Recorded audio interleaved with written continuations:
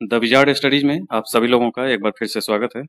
आज हम अंतर्राष्ट्रीय समुद्री संगठन के बारे में जानेंगे कि ये क्या है, क्योंकि ये अक्सर चर्चा में रहा करता है।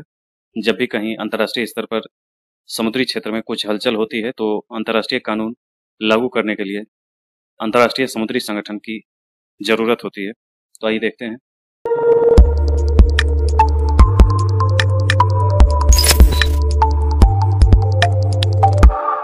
यह संयुक्त राष्ट्र की एक विशेष एजेंसी है जो नौवहन की सुरक्षा और जहाजों द्वारा समुद्री और वायुमंडलीय प्रदूषण की रोकथाम के लिए जिम्मेवार।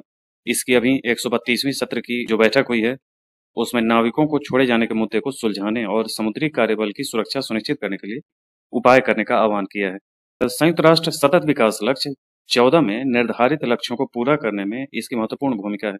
सतत विकास के लिए महासागरों, समुद्रों और समुद्री संसाधनों का संरक्षण और सतत उपयोग करना इसमें शामिल है।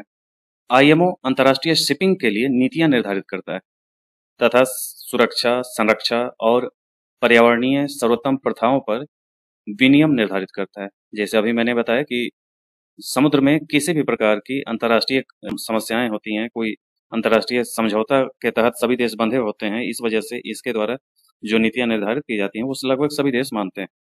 आईएमओ अपनी नीतियों को लागू करने के लिए जिम्मेदार नहीं है। जब कोई सरकार आईएमओ की नीति को स्वीकार करती है तो वह नीति एक राष्ट्रीय कानून बन जाती है जिसे लागू करना सरकार की जिम्मेदारी होती है। यानी कि जो देश शामिल हैं उनके द्वारा वो एक राष्ट्रीय कानून बन जाता है जिसके तहत वो खुद उसका पालन करते हैं। इस ढंग का ये समझौते के तहत कानून बना हुआ है। यह कानूनी मामलों में भी शामिल है जिसमें दायित्व और मुआवजे के मुद्दे और अंतर्राष्ट्रीय समुद्री यातायात की सुविधा शामिल है। इसकी स्थापना 1948 में अंतर सरकारी समुद्री परामर्शदात्री संगठन के रूप में हुई थी। 1959 में यह संयुक्त राष्ट्र की एक विशेष एजेंसी बन गई और 1982 में इसका नाम बदलकर अंतर्राष्ट्रीय समुद्री संगठन कर दिया गया। यह आईएमओ का सर्वोच्च शासी निकाय है। इसमें सभी सदस्य देश शामिल होते हैं और यह हर 2 साल में एक बार नियमित सत्रों में मिलता है। सभा कार्यक्रम को मंजूरी देने, बजट पर मतदान करने और परिषद का चुनाव करने के लिए जिम्मेवार है। ये जो सभा है उसकी बात कर रहे हैं।